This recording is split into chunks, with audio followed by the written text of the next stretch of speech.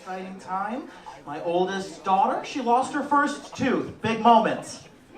Thank you. I don't know why you clapped for that. She lost her first tooth, and I didn't know what to do because I didn't know what the going rate for a tooth from the tooth fairy was. So I asked. I said, "How much do you think you're going to get for that thing?" And she goes, $1 million. No. If your teeth were worth $1 million, I'd have knocked them out a long time ago. There's no question about that. You'll get more. Legally speaking, I'm their stepdad. I do a lot with them, though. I was chaperoning a field trip not too long ago for the oldest. There was another father chaperoning. He's not married, but he has a kid. No big deal. Live your life. Don't judge me for the choices I've made. He gets on the bus, finds out I'm not their real dad. He goes, "Dude, what are you even doing here? You're not even their real dad." It's like, correct me if I'm wrong. I made a decision. You made a mistake. Who the fuck do you think you are? I don't understand. He wasn't expecting that. He tried to backtrack a little bit. He goes, no, you just don't know what it's like for a guy to go through a pregnancy. I'm like, yeah, I do.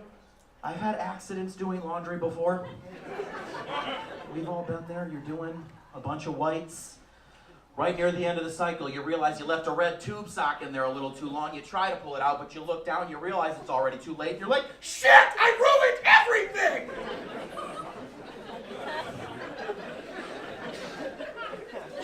I mean, yeah, that pink t-shirt's your favorite shirt now.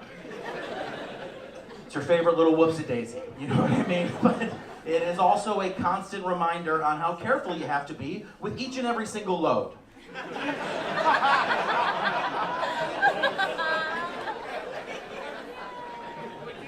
Very involved in my daughter's lives. I took them to the daddy-daughter dance not too long ago. It was me, my two daughters, and their biological father, and that was the most passive-aggressive evening I've ever been a part of. Because it's just a contest. You want them to love you more than the other guy and vice versa, so there's all these passive-aggressive comments going on. We're watching him dance. He's like, "Dude, can you even imagine making something so beautiful?" I was like, "No, I cannot imagine making something so beautiful. I can imagine making enough to cover my child support. Where is the money?"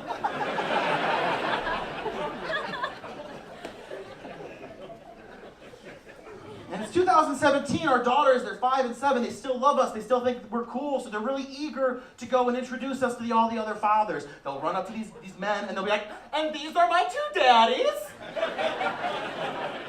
But no one thinks father or stepfather, not in today's day. They're all looking at you like, who's the top and who's the bottom? And I don't think that's fair because look at these thighs, I'm obviously a bottom. There's no question about that.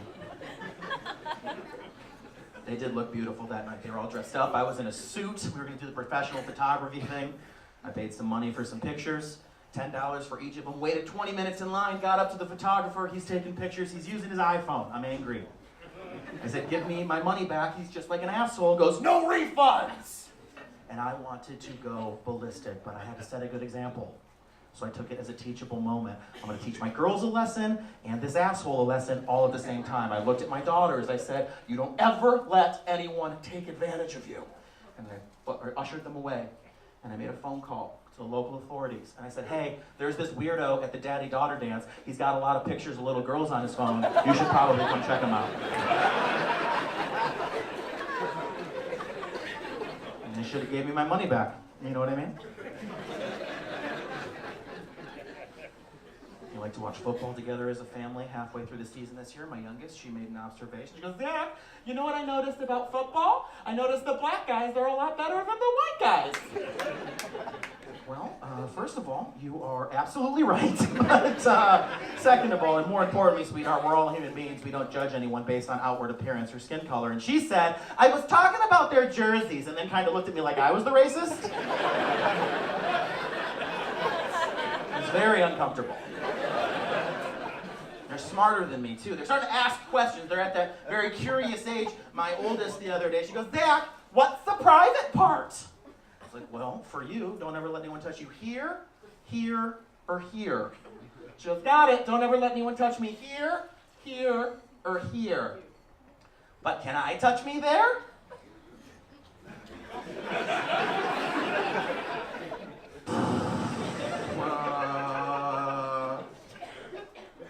your room, I guess.